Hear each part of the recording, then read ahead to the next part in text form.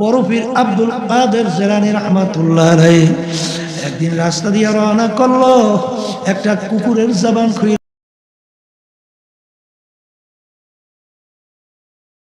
গেল। কুকুর ডাক দিয়ে বলে, বড় পীর সাহেব হুজুর বলেন আপনি ভালো না আমি কুকুর ভালো? বড় পীর সাহেব হুজুর কি বলবে? যদি বলে কুকুর তুই ভালো, আমার মালিকের কালামের উল্টা হয়ে যায়। যদি বলে কুকুর তুই খারাপ আমি ভালো, আমার বিরাট ভিতরে তো আনানিয়াত চলে আসবে, তাকাব্বুরি চলে আসবে। এখন কি বলবে, কি কর্তব্যবিমূঢ় অবস্থায় দাঁড়াই অপেক্ষা করতেছে। আল্লাহ রাব্বুল আলামিন তার অন্তরের ভিতরে প্রশ্নের উত্তর পয়দা কইরা দিল। বড় বিশ্বাবুজ ডাক দিয়া বলে, ও কুকুর শোন, কিয়ামতের ময়দানে আমার মালিক যদি আমাকে মাফ করিয়া দেয়, ও কুকুর তোর চেয়ে আমি অনেক ভালো। আর আমার মালিক যদি কিয়ামতের ময়দানে আমাকে মাফ না করে, ও কুকুর তুই আমার চেয়ে অনেক ভালো। আমার ভাইদেরকে বলবো, পর্দারে মা বোনদেরকে বলবো, বাজান কোন দুনিয়ার পিছনে পড়ছো, কোন সম্পদের পিছনে পড়ছো, বাজান কোন ক্ষমতার পিছনে পড়ছো, কোন দলের নেতা নেত্রীর পিছনে পড়ছো? আমি বাজাদেরকে শোনায় রাইখা যাই, পর্দারে মা বোনদেরকে শোনায় রাইখা যাই। বাবা মানবেন কি না জানি না, যারা নাকি বিভিন্ন দুনিয়া মুখে বিভিন্ন দলের নেতা নেত্রীর পিছনে পড়ছেন, আমি সেই বাজানদেরকে পর্দারে মা বোনদেরকে বলবো, আমার মালিক ওই সত্য কোরআনুল কারীমের ভিতরে ঘোষণা করছেন, ইয়াউমা নাদউ কুল্লা উনাসিন বিইমামিহিম। আমার মালিক কিয়ামতের ময়দানে প্রত্যেকটা মানুষকে তার দলের নেতা নেত্রীর সঙ্গে ডাকবে। তাই কি আমার মালিক বলবেন, তোর দলের নেতা নেত্রী যেদিকে যায় তাদের পিছনে পিছনে সেদিকে চইলা যা।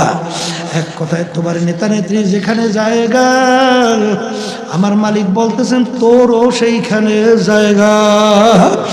এই আল্লাহর বান্দারা, পর্দার আড়ালের মা বোনেরা, আল্লাহ রাসূল সাল্লাল্লাহু আলাইহি ওয়াসাল্লাম বলেন, মান তাশাব্বাহা বিকাউমিন ফাহুয়া মিনহুম। দুনিয়ার ভিতরে তুমি যেই দলভুক্ত হইয়া চলবা, যেই দলের নেতা নেত্রীকে নেতা নেত্রী মানবা, আল্লাহ রাসূল সাল্লাল্লাহু আলাইহি ওয়াসাল্লাম বলেন কিয়ামতের ময়দানে তুমি ওই দলভুক্ত হইয়া উঠবা এবং ওই দলের নেতা নেত্রীর সঙ্গে তোমার হাসর হইয়া যাবে। এই জন্য আমার ভাইদেরকে বলবো, পর্দারে মা বোনদেরকে বলবো, আমাকে পিটান দিলে আমি ব্যথা পাই বাজান, আমি খাইলে আমার পেট ভরে বাজান, অসুখ হইলে কষ্ট আমি ভোগ করি, আমার পেটের ভিতরে ব্যথা করলে আমি ব্যথা অনুভব করি, কিন্তু বাজান ভালো করে মনকে বুঝাও, আমার কবরে তো কোনো নেতা নেত্রী কেউ যাবে না, আমার কবরে তো আমার সম্পদ টাকা পয়সা ক্ষমতা কিছুই যাবে না, আমার কবরে আমার একাই যাওয়া লাগবে। আর ওই কবরে আল্লাহু আকবার নাফরমান যাওয়ার পরে তখন ডান দিকে তাকাইয়া দেখবে মাটি, বামে তাকাইয়া দেখে মাটি, নিচে মাটির বিছানা, উপরেতে চাপা মাটি, ভাইগা যাইতে পারবা না। এখন নাফরমান দিক বিদিক হারাইয়া আমার মালিককে ডাকবে, আল্লাহ আল্লাহ আল্লাহ। আমার মালিক ডাক দিয়ে বলে, ওরে নেমো খারাপ, দুনিয়ার ভিতরে স্বাধীনতা পাইয়া ধরাকে সরা জ্ঞান মনে করো নাই। আরে দুনিয়ার ভিতরে যেরকম তুই আমাকে ভুইলা গেছিলি, এইভাবে আমি তোকে ভুইলা গেলাম। তুই শত শত বছর আমাকে ডাকবি, একবারও আর তোর ডাকে আমি সারা দিব না। আমার মালিক ডাক দেব, কবরের মাটি, নাফরমান দুনিয়ায় থাকা অবস্থায় স্বাধীনতার মধ্যে আমার সমস্ত নেয়ামত ভোগ করিয়া দুনিয়ায় বাইচা ছিল, চক্ষু দিয়ে দেখছে নেয়ামত আমি দিছিলাম, জবান দিয়া কথা বলছে শক্তি আমি দিছিলাম, নেয়ামত ভোগ করছে নেয়ামত আমি দিছিলাম, সমস্ত আমার নেয়ামত ভোগ করলো। আরে দুনিয়ায় যেরকম ভুইলা গেছিল আমি ওদের কিরকম ভুইলা গেলাম। ও কবরের মাটি, দুই পাশ থেকে এমন ভাবে চাপ মারো, এক পাজরে হাত দিলি অন্য পাজরে মিশাইয়া দাও। আল্লাহর বান্দারা, পর্দালে মা বোনেরা, আমার কথা আল্লাহ রাসূল সাল্লাল্লাহু আলাইহি ওয়াসাল্লাম বলেন, আল কবরু রাউযাতুম মিন রিয়াজিল জান্নাহ আও হুফরাতুম মিন হুফারিন নার। হে আমার উম্মতেরা, এই যে কবর দেখো, এই কবর কিন্তু আসল কবর না। কোন আল্লাহর বান্দা বান্দির কবর একটা বেহেশতের বাগান হইয়া যাবে। আল্লাহ আপনি আমাদের সবার জন্য কবুল করিয়া দেন। আল্লাহ রাসূল বলেন, ও আমার উম্মতেরা, কোন নাফরমানের কবরের ভিতরে জাহান্নামের আগুন এসে হইয়া যাবে। নাফরমানকে কিয়ামত পর্যন্ত জাহান্নামের আগুন উল্টাইয়া পুল্টাইয়া পড়তে থাকবে। জানার দ্বিতীয়বার দুনিয়াতে আইসা আপিল কইরা জিতবার কিন্তু আর আসে নাই। এই জন্য আমার ভাইদেরকে বলবো, পর্দারে মা বোনদেরকে বলবো, বাজান মাহফিলে যখন মালিক নিয়ে আসেন, আমার মালিক বড় দয়ার মাওলা, আমার মাওলা বড় মায়ার মাওলা। যদি পাহাড় পরিমাণ গুনাহ হইয়া থাকে, আর আমার মালিকের কাছে যদি মাপ চাওয়ার মতো মাপ চাওয়া যায়, আমার মালিক বলেন, এই বান্দা বান্দি, তুই যদি শিরকির মতো গুনাহ কইরা থাকো, আর খালেস তওবা কইরা যদি আমার দরবারে দুই হাত ধইরা দুই চোখের পানি ফেলাইয়া যদি আমার কাছে মাপ চাওয়ার মতো তুই মাপ চাইতে পারো, তোর শুধু গুনাহ আমি মাফ করব তাই না, আমি তোর গুনাহকে নেকের দ্বারা পরিবর্তন কইরা দেব। দুনিয়াটা হলো একটা মরক বা মুর্দা, এর পিছনে যারা ঘুরবে এরা হলো দুনিয়ার কুত্তা। এক হাদিসের ভিতরে রাসূল সাল্লাল্লাহু আলাইহি ওয়াসাল্লাম বলেন, দুনিয়া এবং দুনিয়ার ভিতরে যত সম্পদ আল্লাহ রাব্বুল আলামিনের কাছে কাবাউদাতের একটা মাছির পাখনা পরিমাণও মূল্য নাই। একটা নেকির মূল্য তামাম দুনিয়া যত সম্পদ সব যদি এক পাল্লায় রাখা হয়, আর একটা নেকির মূল্য হিসাব করলে তার চেয়ে অনেক বেশি। এই বুঝ যাদের আসছে, তাদের হুশ থাকতে নেক ছাড়বে না। আর যাদের বুঝ আসে নাই, পাও ধইলেও তাদেরকে নেকের কাজ করানো যাইবে না। এই যে কথাগুলো আমি বলতেছি, মনে করছেন আমরা বুঝি কিছু বুঝি না, বুঝা শুই নাই আল্লাহর তাওয়াক্কুল করে বলতেছি, কারণ ভালো করে চিন্তা ভাবনা করে দেখছি। দুনিয়ার ভিতরে লক্ষ লক্ষ কিতাব বই পুস্তক, কোন কিতাব বইয়ের শুরুতে কোনো লেখক লিখতে পারে নাই আমার কিতাবে বইতে কোনো ভুল নাই, বরঞ্চ সমস্ত লেখক লেখে ভুল হইলে জানাবেন, পরবর্তী সংস্করণে আমি সংশোধন করব।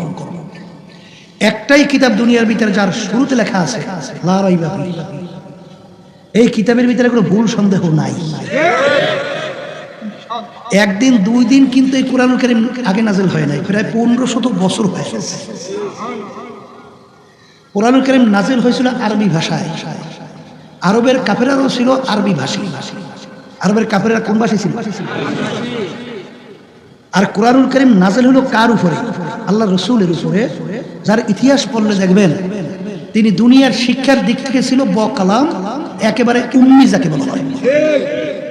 নিজের দস্তখত পর্যন্ত করতে জানতেন না। কলে তাহলে প্রমাণ রাখতেন কিভাবে? তার আঙ্গুল মোবারকের মধ্যে আংটি মোবারক ছিল, আংটি মোবারক দিয়ে সিল মারত। আল্লাহ রাব্বুল আলামিন তাকে দুনিয়ার কোনো শিক্ষায় শিক্ষিত হওয়ার সুযোগ দেয় নাই, কারণ দুনিয়াদাররা নাস্তিকের জনেরা হয়তোবা বলার সুযোগ পেত। লোকটা খুব ব্রেনি ছিল, মেধাবী ছিল, জাহিনী ছিল, খুব উঁচু মাপের শিক্ষিত ছিল, পণ্ডিত মানুষ ছিল। কুরআনুল কারীম নিজেই খেলে এইটা বলার যেন সুযোগ না পায়। এই জন্য আল্লাহ রাব্বুল আলামিন তাকে দুনিয়ার কোনো শিক্ষায় শিক্ষিত হওয়ার সুযোগও দেয় নাই। এই উম্মি আল্লাহর হাবিবের উপরে ছোট চটি বই না 30 পারা কুরআনুল কারীম নাযিল হইল, যার শুরুতে লেখা আছে ভুল নাই, সন্দেহ নাই। সবাই বলেন সুবহান। 1500 বছর হয়ে গেল। আমি বলতেছিলাম আরবের কাফেররা আরবি ভাষী ছিল, তারা আরবি বস্তু, তারা কিন্তু ভুল বের করতে পারছিল? আস্তে আস্তে চেষ্টা বুঝি করে নাই? হ্যাঁ, এই বিজাতিরা চেষ্টা করতে করতে আরবির উপরে এমন পাণ্ডিত্য অর্জন করছিল, আরবি ভাষা ঠিক করার জন্য যে বড় বড় লোগাতগুলো আছে আমরা ইংরেজি যে ভাষা ঠিক করার জন্য বলি ডিকশনারি, বাংলা ঠিক করার জন্য বলি ব্যাকরণ, আর আরবি ভাষা ঠিক করার জন্য তার নাম হলো লগাত। এই বড় বড় যে লগাতগুলো আছে এর ভিতরে আল মানজাদ আল কামুস, এই লেখকগুলো কিন্তু খ্রিস্টানরা, মুসলমানরা কিন্তু এই লগাত লেখে না। কারণ তারা আরবি ভাষার উপরে এত পাণ্ডিত্য অর্জন করছিল, কারণ দেখেনি কোরআনুল কারীমে ভুল বের করতে পারে কিনা। কিন্তু কোরআনুল কারীমে ভুল বের করতে পারছে, বরঞ্চ যারাই কোরআনুল কারীম নিয়ে রিসার্চ করছে তারাই কালিমা পড়ে মুসলমান হয়ে গেছে। আপনারা জানেন বিশ্ববিখ্যাত একজন বৈজ্ঞানিক ফ্রান্সের মরিস বুকাইলি, তিনি বিভিন্ন ধর্মগ্রন্থ নিয়ে রিসার্চ করছেন। তিনি চিন্তা করলেন সৃষ্টিকর্তা একজন, তার নিয়ম নীতি হবেও একটা। এখন সৃষ্টিকর্তার নিয়ম কোনটা এটা আমার তালাশ করে বের করা। তিনি বাইবেল নিয়ে রিসার্চ করছেন, তাওরাত নিয়ে রিসার্চ করছেন, ইনজিল নিয়ে রিসার্চ করছেন, কুরআনুল কারীম নিয়েও রিসার্চ করছেন। তিনি দেখে লন্ডনের বাইবেলের সঙ্গে আমেরিকার বাইবেলের পূর্ণ কোনো মিল নাই, তাওরাতের কোনো মিল নাই, ইনজিলেরও কোনো মিল নাই। কিন্তু কুরআনুল কারীম তিনি তাম দুনিয়ার সর্বত্র যেখানে তিনি চেষ্টা করছেন, ওসমান গনি রাদিয়াল্লাহু তাআলা আনহু তার নিজের হাতের লেখা কুরআনুল কারীম এখনো মদিনা শরীফ সহ বিভিন্ন জায়গায় এখনো সংরক্ষিত আছে। হাতের লেখা কুরআনুল কারীম এখনো মওজুদ। সেই কুরআনুল কারীম নিয়েও তিনি রিসার্চ করছেন। দেখে তাম দুনিয়ার ভিতরে কুরআনুল কারীমের একটা নোক্তারও কোনো পরিবর্তন নেই। তিনি চিন্তা করলেন ব্যাপার কি, তাওরাত তো আসমানি কিতাব, ইনজিল তো আসমানি কিতাব, এই এই আল্লাহর বান্দারা জবুর তো আসমানি কিতাব, কুরআনুল কারীমও আসমানি কিতাব। তাহলে অন্যান্য কিতাবগুলোর ভিতরে পরিবর্তন এসে গেল, কুরআনুল কারীমের ভিতরে পরিবর্তন নাই কেন? অন্যান্য আসমানি কিতাব আল্লাহ রাব্বুল আলামিন নাযিল করার পরে ওর সংরক্ষণ বা হেফাজতের দায়িত্ব রব্বুল আলামিন নিজে নেয় নাই। কিন্তু কুরআনুল কারীম নাযিল করার পরে আল্লাহ রাব্বুল আলামিন বলেন ইন্না নাহনু নাযালনা যিকরা ওয়া ইন্না লাহু লাহাফিজুন। আল্লাহ রাব্বুল আলামিন বলেন কুরআনুল কারীম নাযিল করলাম আমি, ওর সংরক্ষণ হেফাজতের দায়িত্ব নিলাম আমি।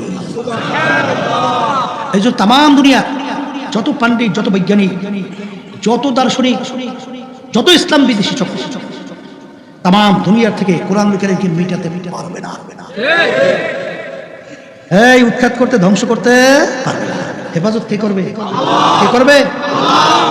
এই আলোচনার মাধ্যমে আমি আমার ভাইদেরকে বলবো, ফ্রান্সের বৈজ্ঞানিক বিশ্ববিখ্যাত মরিস বুকাইলি তিনি রিসার্চ করার পরে এক পর্যায়ে তিনি কিন্তু অন্য ধর্মাবলম্বী ছিলেন। তিনি নিজেই কালিমা পড়ে মুসলমান হয়ে গেছেন। মুসলমান হয়ে একটা কিতাব বলে একটা বই, বইটার নাম রাখছে বাইবেল, কুরআন ও বিজ্ঞান। এরা 400-450 পৃষ্ঠা ব্যাপী।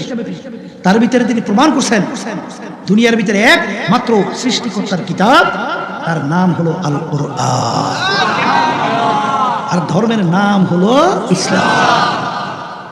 এইভাবে দেখবেন, কিছুদিন আগে আপনার পেপার পত্রিকায়, সংবাদ মাধ্যমে দেখছেন আমেরিকার ভিতরে ওই খ্রিস্টান ধর্মের যে খুব বড় পণ্ডিত থাকে তাদেরকে বলা হয় পাদ্রী। কি বলা হয়?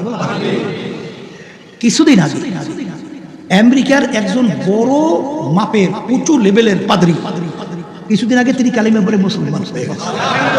দেখেন না পেপার পত্রিকা, শোনেন না, দেখেন নাই, এই বেশি দিন হয় না।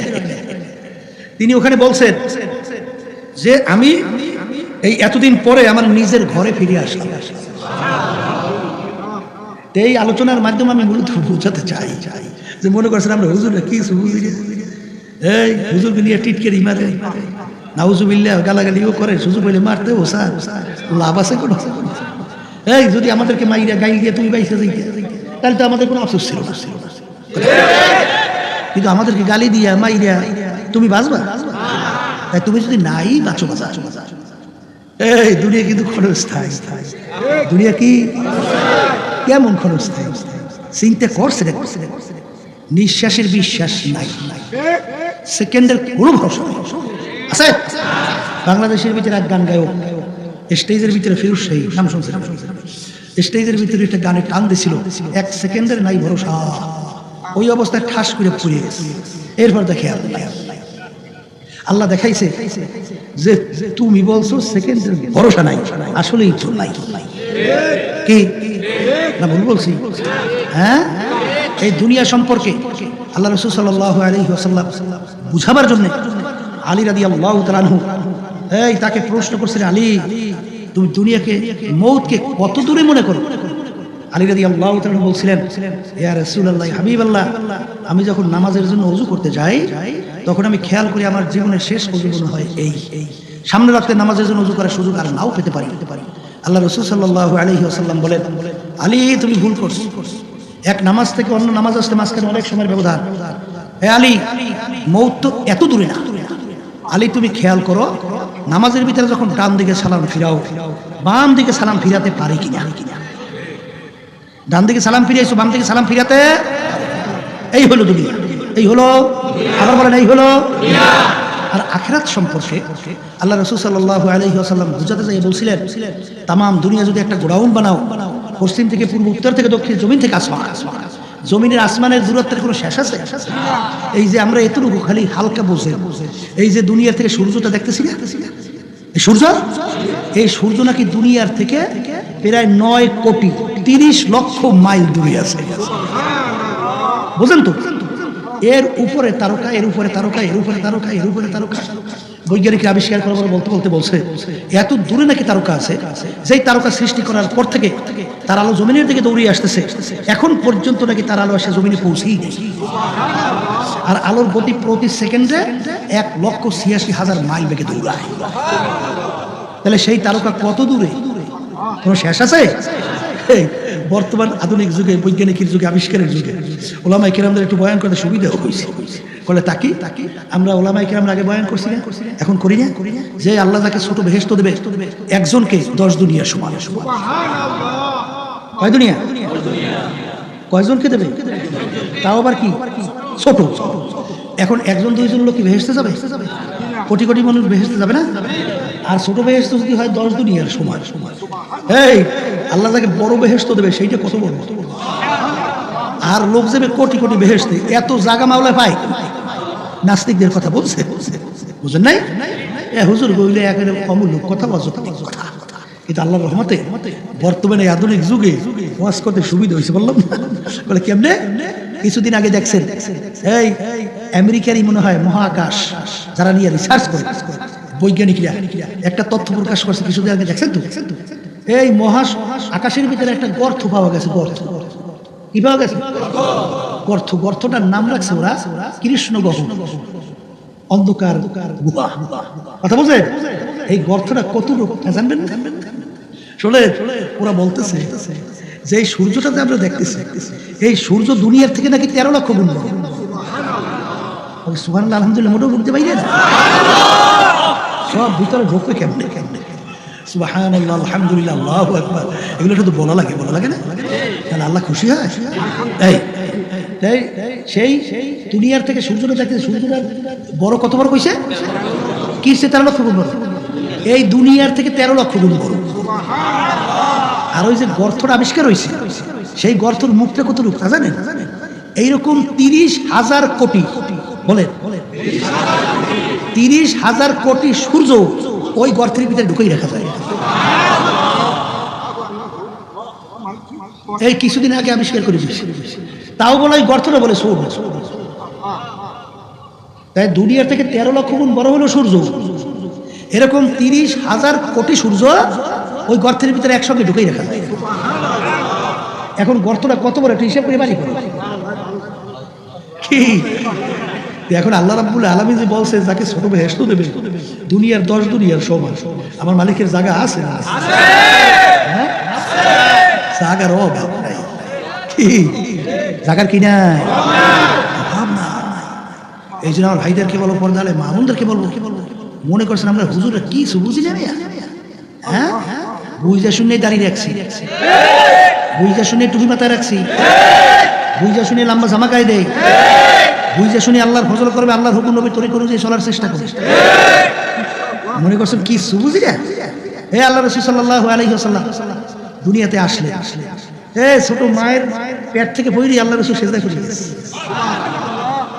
আল্লাহ রসুল যেন কান্দাকাটি কষ্ট না করে, সাপ ওই আকাশ থেকে আসিয়া কাছে আসিয়া তাকে আনন্দ দিতে। কি বোঝেন কি বোঝেন কিছু এই জানেন না, হালিমা সাদিয়া যখন আল্লাহ রসুল সাল্লাল্লাহু আলাইহি ওয়াসাল্লামকে নিয়ে গেলেন, একেবারে তো নিজেও দুর্বল, ওদিকে তার বাচ্চাও আছে, ওই বাচ্চার দুধই হয় না, ওদিকে গরিব। এখন তো ওই আরবের তো নিয়ম ছিল বাচ্চা নিয়ে দাইমা পালতো, দাইমা আমরা দাইমা করি, বুঝেন তো, পালতো। এখন আল্লাহ রসুলকে তো ওই তাকে তো কেউ কোনো বাচ্চা দেয়ও না। ওদিকে আইসা ভালো ভালো যারা হেরা তো ভালো ভালো বাচ্চা দিয়ে চলে গেছে। এখন আল্লাহ রসুল সাল্লাল্লাহু আলাইহি ওয়াসাল্লাম আইসা তো কোন দাইমা পাই না, শেষ পর্যন্ত ওই দুর্বল তাকেই দিয়েছে। ওদিকে যে বাহনটা ছিল সেই বাহনটা ঠিক থাকলেও দুর্বল। আল্লাহ রসুল সাল্লাল্লাহু আলাইহি ওয়াসাল্লামকে যখন বিবি হালিমা সাদিয়া কোলের ভিতরে নেওয়ার সঙ্গে সঙ্গে এই আল্লাহর কুদরত, এই বুকের ভিতরে দুধের ফোয়ারা ছুটে বাহনের মধ্যে ওঠার পরে এখন বাহন সব বাহন এসে বিদ্যুৎ বেগে দৌড় শুরু করে। আল্লাহ রসুল সাল্লাল্লাহু আলাইহি ওয়াসাল্লাম ছোটবেলায় এই জন্মের পর থেকে ইনসাফ কিভাবে রক্ষা করছেন, তিনি তার দুধ মায়ের একটা দুধ পান করতেন, আর একটা দুধ জোর করিয়াও তাকে মুখে নেওয়া যাইত না, কারণ সে যেন আমার দুধ ভাই আছে, এই জন্য আর একটা দুধ তার মুখে দেওয়াও যাইত। এইভাবে আল্লাহ রসুল সাল্লাল্লাহু আলাইহি ওয়াসাল্লামকে আল্লাহ পাঠাইলেন, তিনি যে আল্লাহ রসুল এটা প্রমাণ করার জন্য প্রায় 3200-এর মতো মুজিজা আল্লাহ রাব্বুল আলামিন তার থেকে প্রকাশ করাইছেন। এই কি পরিমাণ, একদিন এক কাফের, এই কাফের তো না, ধরেন এক মুসলমান নিয়ে আসছে ছোট্ট মায়ের কোলের বাচ্চা দুধ পানকারী আল্লাহ রাসূল সাল্লাল্লাহু আলাইহি ওয়াসাল্লামের কাছে দোয়ার জন্য। কি জন্য? আল্লাহ রাসূল সাল্লাল্লাহু আলাইহি ওয়াসাল্লাম বাচ্চাটাকে দেখে মিসকি মিসকি হাসতেছে। হাসেই বাচ্চাটাকে প্রশ্ন করলো, এ বাচ্চা বলো তো আমি কে? সুবহানাল্লাহ, আলহামদুলিল্লাহ কিছুই না, আলহামদুলিল্লাহ সুবহানাল্লাহ। আল্লাহর কুদরত, বাচ্চার জবান খুলে গেছে। বাচ্চা ডাক দিয়ে বলে, আপনি মুহাম্মদুর রাসূলুল্লাহ সাল্লাল্লাহু আলাইহি ওয়াসাল্লাম, আপনি আল্লাহর নবী। এই ঘটনা দেখাশোনার পরেও ওই আবু জাহাল মার্কা কাফের, ওদের ঈমান নসিব হয়েছে? এরকম বলছিলাম ঘটনা কত প্রায় 32-এর কথা, ঠিক কিনা? এই জন্য আমার ভাইদেরকে বলো, পর্দার মা বোনদেরকে বলো, সবচেয়ে বড় মুজিজা হলো কুরআনুল কারীম, কথা ঠিক কিনা? কারণ কোরআনুল কারীমের ভিতরে কোনো পরিবর্তন কেউ ঘটাইতে পারছে? আর কোরআনুল কারীমের ভিতরে যত ভবিষ্যৎবাণী, যত কথা, আজ পর্যন্ত একটা মিথ্যাকে প্রমাণ করতে পারছে? হুজুর কেমন? এই কোরআনুল কারীমের মধ্যে সমুদ্রের ব্যাপারে আলোচনা আছে না? আছে আছে। আচ্ছা, আরবের জমিনে তো গেছেন অনেকে। আচ্ছা, আরবের জমিনটা কি সব পাথর বালি না? তার কাছে কোনো সমুদ্র নদী কেউ দেখছে? আসতে দেখছেন? আচ্ছা, আরবের জমিনের ভিতরে পানি পাওয়া তো বড় কঠিন না? তাইলে আরবের জমিনের ভিতরে কোরআনুল কারীম নাযিল হলো আল্লাহ রাসূল সাল্লাল্লাহু আলাইহি ওয়াসাল্লামের উপরে। সেখানে আল্লাহ রাব্বুল আলামিন সমুদ্র সম্পর্কে আলোচনা করছেন। সেই কোরআনুল কারীমের ভিতরে কি সমুদ্র সম্পর্কে আলোচনা করলেন? মারাজাল বাহরাইনি ইয়ালতাকিয়ান বাইনাহুমা বারযাখুন লা ইয়াবগিয়ান ফাবিআইয়ি আলা'i রাব্বিকুমা তুকাযযিবান। নদী সম্পর্কে, সমুদ্র সম্পর্কে আল্লাহ রাব্বুল আলামিন আলোচনা করছেন। পরবর্তী বৈজ্ঞানিকরা দেখে কোরআনুল কারীমের ভিতরে সমুদ্র সম্পর্কে যেভাবে আলোচনা করছে, বাস্তবে তাকে 100 ভাগ তা মিলে গেছে। আল্লাহ রাসূল সাল্লাল্লাহু আলাইহি ওয়াসাল্লাম সমুদ্র দেখছে? দেখছে? হ্যাঁ, আল্লাহর বান্দারা ভালো করে বুঝে, বৈজ্ঞানিকরা আবিষ্কার করে দেখে।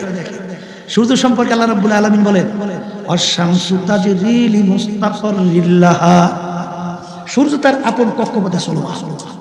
সূর্য ঘোরে। বৈজ্ঞানিকরা আবিষ্কার করার পরে প্রথম বলছিল ছোটবেলায় যারা ভূগোল পড়ছেন যে সূর্য ঘোরে না, দুনিয়া ঘোরে, আবিষ্কার করে পাইছে। তাই কোরআন কারীম মিথ্যা হয়ে যায়, নাউজুবিল্লাহ। হ্যাঁ, পরবর্তীতে আবার বৈজ্ঞানিকরা আবিষ্কার করার পরে বলে যে ওই বৈজ্ঞানিকের থিওরি ঠিক হয় নাই, আসলে সূর্যও ঘোরে, দুনিয়াও ঘোরে। এরপরে বৈজ্ঞানিকরা আবার আবিষ্কার করে বলে যে দুনিয়া মোটে ঘুরেই না, শুধু সূর্যটাই ঘুরে। তাই শেষ পর্যন্ত কোরআনুল কারীমের ভিতরে আল্লাহ যে বলছেন, পরবর্তীতে বৈজ্ঞানিক আবিষ্কারে ঠিক হইল? আসতে পারে, ঠিক হয়েছে না? হয় নাই? এরকম যত আলোচনা কোরআনুল কারীমের ভিতরে আছে, বৈজ্ঞানিকরা প্রত্যেক লাইন লাইন, অক্ষরে অক্ষরে এটা তেলাওয়াত করছে, রিসার্চ করছে, এরপরে মিলেই দেখছে, দেখে একটা নোক্তার করে পরিবর্তন করার ক্ষমতা কারণ আর আল্লাহ রাব্বুল আলামিন বলছেন, হে মানুষ সকল, শুধু তোমরা না, যত আমার মাখলুকাত আছে সবাই একত্রিত হইয়া পারলে কুরআনুল কারীমে একটা ভুল বের করে দেখা। পারছে? আর কাছে তাই যদি না পারে তাহলে আমার বাজানদেরকে বলবো, পর্দালে মা বোনেরা যারা শুনতেছেন, যারা মরবেন কবরে যাবেন তাদের সঙ্গে আমাদের কথা, আর যারা মরবেন না কবরে যাবেন না তাদের সঙ্গে আমাদের কোনো কথা নাই। এই কথা ঠিক কিনা? কিন্তু ভালো করে আছে রে, যত চেষ্টা করো মনের হাত থেকে বাঁচার জন্য, কিন্তু মরণের হাত থেকে কেউ বাঁচতে পারবে না। কারণ আল্লাহ রাব্বুল আলামিন বলে, এই তোমরা যদি একটাও লুকাও, হ্যাঁ, সেখানে সময় মতো মালাকুল মউত হাজির হবে। ঠিক না ভাই? ঠিক। এই জন্য আমার ভাইদেরকে বলবো, পর্দালে মা বোনদেরকে বলবো, এত কথা আমি কেন বললাম? দুনিয়ার যে কোনো কাজের ভিতরে 5 বারও যদি কেউ ঠকে, আবার চেষ্টা করে জিতবার আশা আছে না? কিন্তু একবার যদি মইরা কেউ কবরে ঠকে, আর দ্বিতীয়বার দুনিয়াতে আইসা এই জিতবার কি আর আশা আছে?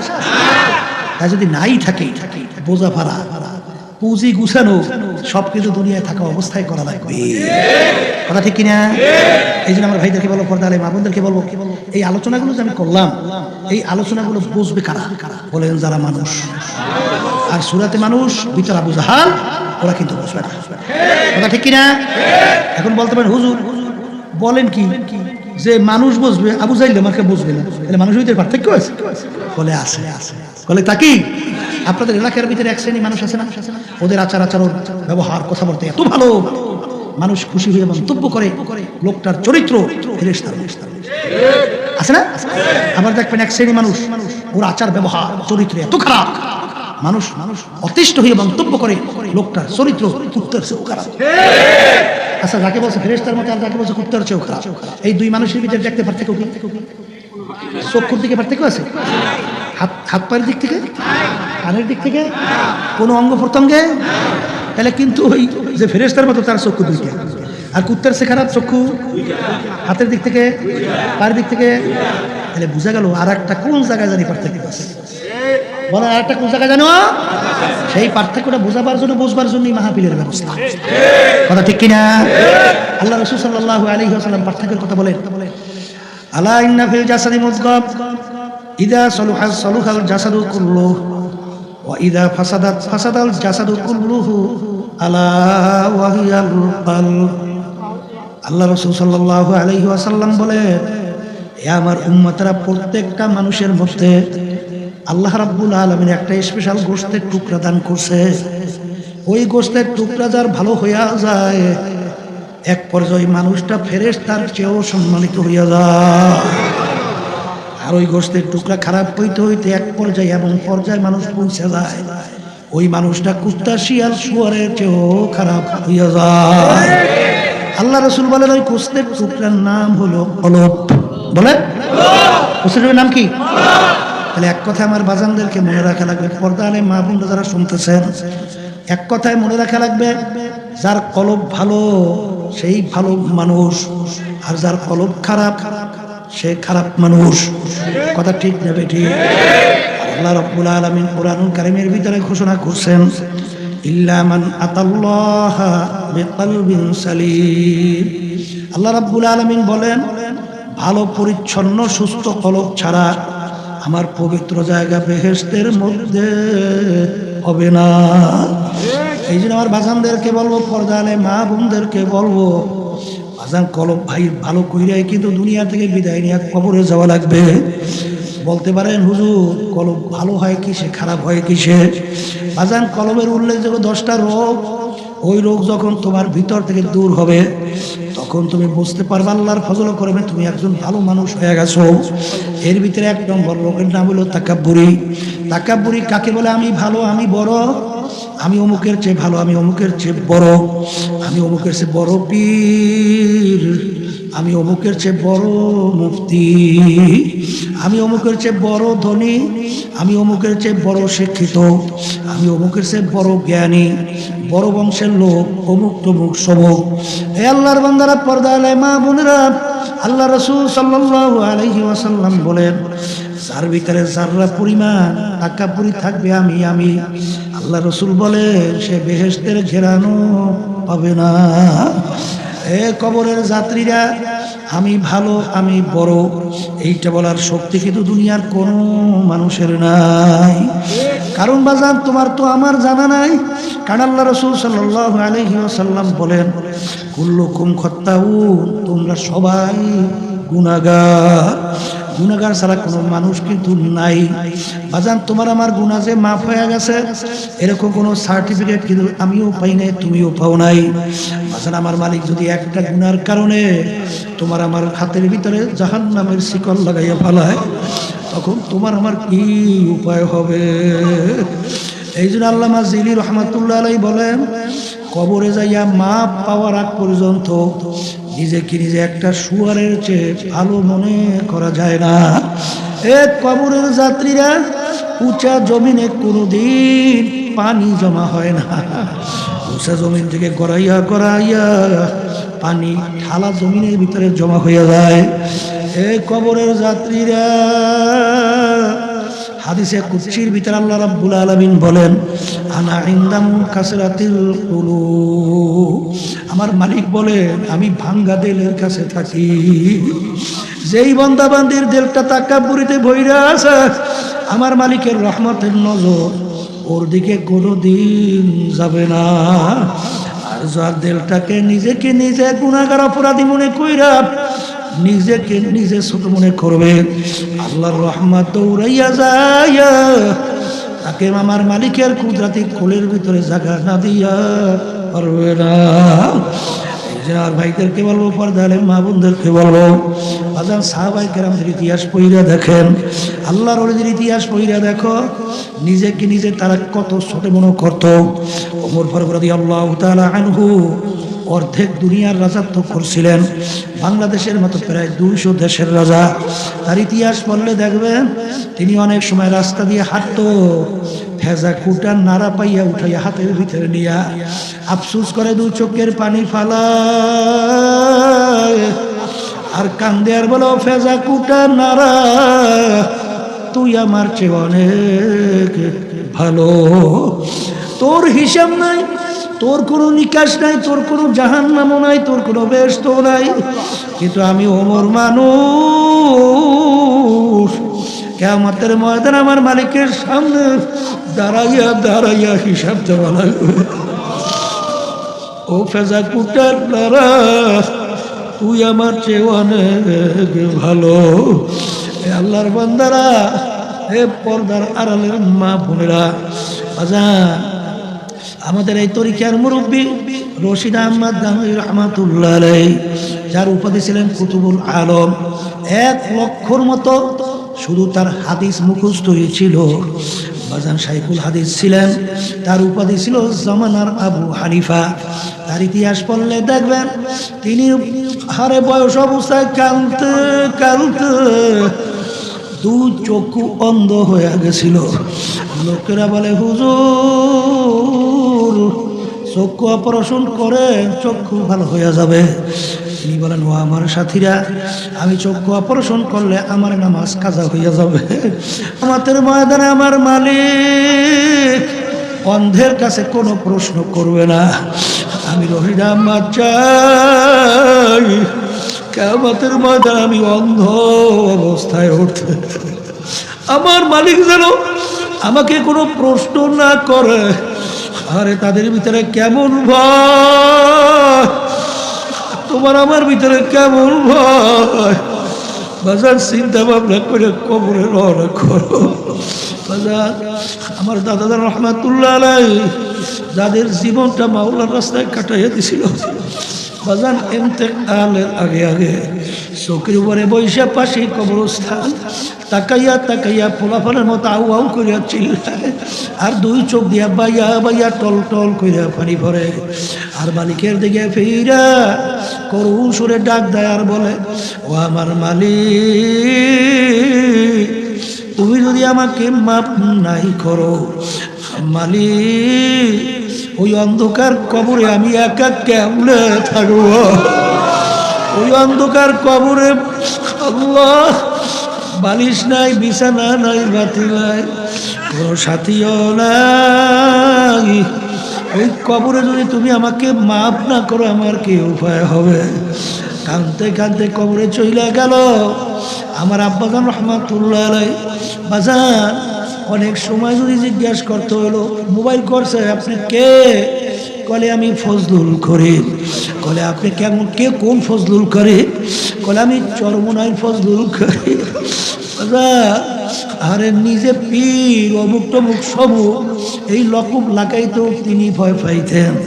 আরে অনেক সময় যদি উপাধি বেশি লাগাইতো তখন বলতেই উপাধি তোমরা কাটো। তোমাদের কি জানা আছে এই উপাধিতে আমার মালিকের দরবারে আমার কোন অবস্থা আছে? এই যে আমার ভাইদেরকে বলবো, পর্দারে মা বোনদেরকে বলবো, এই আল্লাহর বান্দারা বড় পীর আব্দুল কাদের জিলানী রাহমাতুল্লাহ আলাইহি একদিন রাস্তা দিয়ে রওনা করলো, একটা কুকুরের জবান খুইলা গেল। কুকুর ডাক দিয়ে বলে, বড় বিশ্বাস হুজুর বলেন আপনি ভালো না আমি কুকুর ভালো? বড় বিশ্বাস হুজুর কি বলবে? যদি বলে কুকুর তুই ভালো আমার মালিকের কালামের উল্টা হয়ে যায়। যদি বলে কুকুর তুই খারাপ আমি ভালো, আমার বিরাট ভিতরে তো আনানিয়াত চলে আসবে, তাকাব্বুরি চলে আসবে। এখন কি বলবে, কি কর্তব্যবিমূঢ় অবস্থায় দাঁড়াই অপেক্ষা করতেছে। আল্লাহ রাব্বুল আলামিন তার অন্তরের ভিতরে প্রশ্নের উত্তর পয়দা কইরা দিল। বড় বিশ্বাস ডাক দিয়া বলে, ও কুকুর শোন, কিয়ামতের ময়দানে আমার মালিক যদি আমাকে মাফ করিয়া দেয়, ও কুকুর তোর চেয়ে আমি অনেক ভালো। আর আমার মালিক যদি কিয়ামতের ময়দানে আমাকে মাফ না করে, ও কুকুর তুই আমার চেয়ে অনেক ভালো।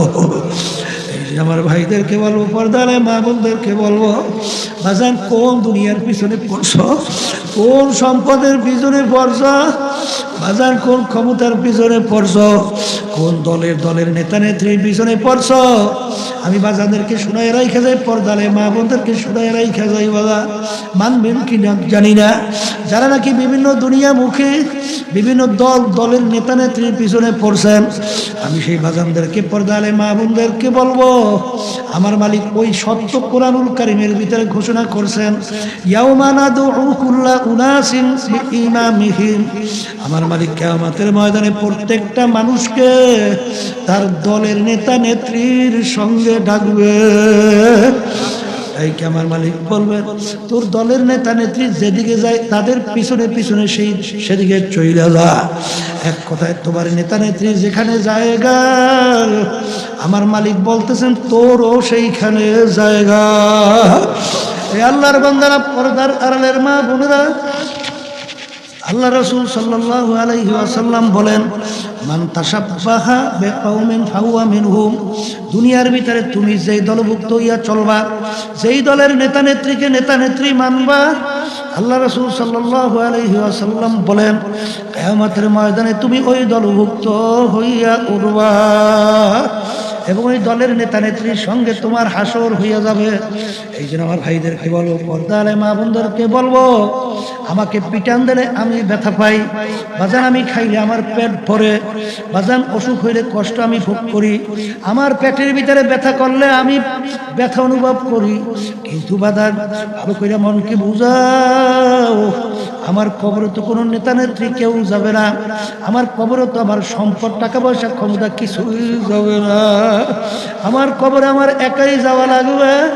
আর ওই কবরে আল্লাহু আকবার নাফরমান যাওয়ার পরে যখন ডান দিকে তাকাইয়া দেখবে মাটি, বামে তাকাইয়া দেখে মাটি, নিচে মাটির বিছানা, উপরেতে চাপা মাটি, ভাইগা যাইতে পারবা না। এখন নাফরমান দিক বিদিক হারাইয়া আমার মালিককে ডাকবে, আল্লাহ আল্লাহ আল্লাহ। আমার মালিক ডাক দিয়ে বলে, ওরে নেমো খারাপ, দুনিয়ার ভিতরে স্বাধীনতা পাইয়া ধরাকে সরা জ্ঞান মনে করো নাই। আরে দুনিয়ার ভিতরে যেরকম তুই আমাকে ভুইলা গেছিলি, এইভাবে আমি তোকে ভুইলা গেলাম। তুই শত শত বছর আমাকে ডাকবি, একবারও আর তোর ডাকে আমি সাড়া দিব না। আমার মালিক ডাক দেব কবরের মাটি। নাফরমান দুনিয়ায় থাকা অবস্থায় স্বাধীনতার মধ্যে আমার সমস্ত নেয়ামত ভোগ করিয়া দুনিয়ায় বাইচা ছিল। চক্ষু দিয়ে দেখছে, নেয়ামত আমি দিছিলাম। জবান দিয়া কথা বলছে, শক্তি আমি দিছিলাম। নেয়ামত ভোগ করছে, নেয়ামত আমি দিছিলাম। সমস্ত আমার নেয়ামত ভোগ করলো। আরে দুনিয়ায় যেরকম ভুইলা গেছিল, আমি ওদের কিরকম ভুইলা গেলাম। ও কবরের মাটি, দুই পাশ থেকে এমন ভাবে চাপ মারো, এক পাজরে হাত দিলি অন্য পাজরে মিশাইয়া দাও। আল্লাহর বান্দারা, পর্দালে মা বোনেরা, আমার কথা আল্লাহ রাসূল সাল্লাল্লাহু আলাইহি ওয়াসাল্লাম বলেন, আল কবরু রাউযাতুম মিন রিয়াজিল জান্নাহ আও হুফরাতুম মিন হুফারিন নার। হে আমার উম্মতেরা, এই যে কবর দেখো, এই কবর কিন্তু আসল কবর না। কোন আল্লাহর বান্দা বান্দির কবর একটা বেহেশতের বাগান হইয়া যাবে। আল্লাহ আপনি আমার জন্য, আমাদের সবার জন্য কবর হইয়া দেন। আল্লাহ রাসূল বলেন, ও আমার উম্মতেরা, কোন নাফরমানের কবরের ভিতরে জাহান্নামের আগুন এসে হইয়া যাবে। নাফরমানকে কিয়ামত পর্যন্ত জাহান্নামের আগুন উল্টাইয়া পুল্টাইয়া পড়তে থাকবে। আর দ্বিতীয়বার দুনিয়াতে আইসা আপিল কইরা জিতবার কিন্তু আর আসে নাই। এই জন্য আমার ভাইদেরকে বলবো, পর্দারে মা বোনদেরকে বলবো, বাজান মাহফিলে যখন মালিক নিয়ে আসেন, আমার মালিক বড় দয়ার মাওলা, আমার মাওলা বড় মায়ার মাওলা। যদি পাহাড় পরিমাণ গুনাহ হইয়া থাকে, আর আমার মালিকের কাছে যদি মাপ চাওয়ার মতো মাপ চাওয়া যায়, আমার মালিক বলেন, এই বান্দা বান্দি, তুই যদি শিরকির মতো গুনাহ কইরা থাকো, আর খালেস তওবা কইরা যদি আমার দরবারে দুই হাত কইরা, দুই চোখের পানি ফেলাইয়া যদি আমার কাছে মাপ চাওয়ার মতো তুই মাপ চাইতে পারো, তোর শুধু গুনাহ আমি মাফ করব তাই না, আমি তোর গুনাহকে নেকের দ্বারা পরিবর্তন কইরা দেব। আমার মাওলা বড় দয়ার মাওলা, আমার মালিক বড় মায়ার মালিক। আমার মালিক বান্দা বান্দিকে মাফ করার জন্য সব সময় অপেক্ষায় থাকে। আজান হাদিসের ঘটনা, এক আল্লাহর বান্দা মৌতের কথা মনে পড়ে গেল, চিন্তা করলো হক্কানি আলেমের কাছে যাওয়া লাগবে। তাওবা কইরা মাওলার হুকুম অনুযায়ী চইলা, নবীর তরিকা অনুযায়ী চইলা দুনিয়া থেকে বিদায় নিয়ে কবরে যাওয়া লাগবে। তিনি যখন আলেমের বাড়ি রওনা করলেন, পথের মাঝে হায়াত শেষ হয়ে গেল, মারা গেল। আজান জাহান্নামের ফেরেশতা আসলো, তার রূহকে জাহান্নামে নেওয়ার জন্য। বেহেশতের ফেরেশতা আসলো, তার রূহকে বেহেশতে নেওয়ার জন্য। আজান বেহেশতের ফেরেশতা বলতেছে, বান্দা তো তওবা করার জন্য রওনা করছে, রূহ আমরা পাবো, হায়াত শেষ, বান্দার তো কোনো দোষ না। জাহান্নামের ফেরেশতা বলতেছে, বান্দা তো এখনো তওবা করতে পারে নাই, রূহ তো আমরা পাবো। আল্লাহ রাব্বুল আলামিন বলে, ফেরেশতারা জমিন মাপো, দেখো আমার বান্দা যেখানে মারা গেছে সেখান থেকে তার বাড়ি কাছে না আলেমের বাড়ির কাছে। যদি আলেমের বাড়ি কাছে হয়, তার রূহ নিয়ে যাবে বেহেশতের ফেরেশতা, আর তার বাড়ি যদি কাছে হয়, রূহ নিয়ে যাবে জাহান্নামের ফেরেশতা। বান্দা যেখানে মারা গেছিল সেখান থেকে তার বাড়ি ছিল কাছে, আলেমের বাড়ি ছিল দূরে। আল্লাহ রাব্বুল আলামিন জমিনকে হুকুম করলো, ও জমিন, আমার বান্দার জন্য আলেমের বাড়ি কাছে হইয়া যাও। জমিন মাইপে দেখে আলেমের বাড়ি কাছে, তার বাড়ি দূরে। তখন তার রূহ নিয়ে গেল বেহেশতের ফেরেশতা। এই যে আমার ভাইদেরকে বলবো, পর্দালে মা বোনদেরকে বলবো, বাজান কলবকে ভালো করার জন্য আমার মালিক তোমাকে আমাকে হুকুম করছে, সাদিকিন বান্দাদের সঙ্গী হও। আল্লাহ রাসূল বলেন, বেশি বেশি আমার মালিকের জিকির করো, কোরআনুল কারীম বেশি বেশি তেলাওয়াত করো, আর মউতের মুরাকাবা বেশি বেশি পরিমাণে করো, তাইলে তোমাদের কলবের রোগ দূর হইতে থাকবে। বাজান একটু পরীক্ষা কইরা দেখে, যারা সাদিকিন বান্দাদের সঙ্গে সম্পর্ক রাখে তাদের আমলের দিকে তাকাইয়া দেখো, আর যারা হক্কানি আলেমদের সঙ্গে সম্পর্ক রাখো না, তাদের আমলের দিকে তাকাইয়া দেখো, দিন আর রাত্র পার্থক্য। যাদের হক্কানি আলেমদের সঙ্গে সম্পর্ক নাই, দেখবেন তাদের চোখের ভিতরেও পানি নাই, তাদের চক্ষু হলো শুকনা চক্ষু। আর যারা আলেমদের সঙ্গে হক্কানি আলেমদের সঙ্গে সম্পর্ক রাখে, দেখবে তাদের চক্ষু ভিজা চক্ষু। আর আমার বাজানদেরকে বলবো, বাজান চোখের পানি ছাড়া জাহান্নামের আগুন কিন্তু ঠান্ডা হবে না।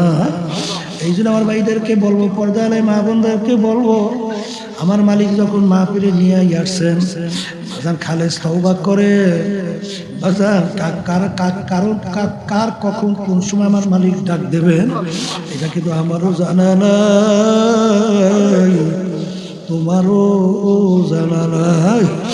এই জন্য আমার ভাইদেরকে বলবো, পর্দালে মা বোনদেরকে বলবো, আমার মালিকের কাছে দিলটাকে ভাইঙা গুনার কথা মনে কইরা দুই চোখের পানি ফালাইয়া মালিকের দরবারে কান্দো আর মাপ চাও। আল্লাহুম্মা আমিন।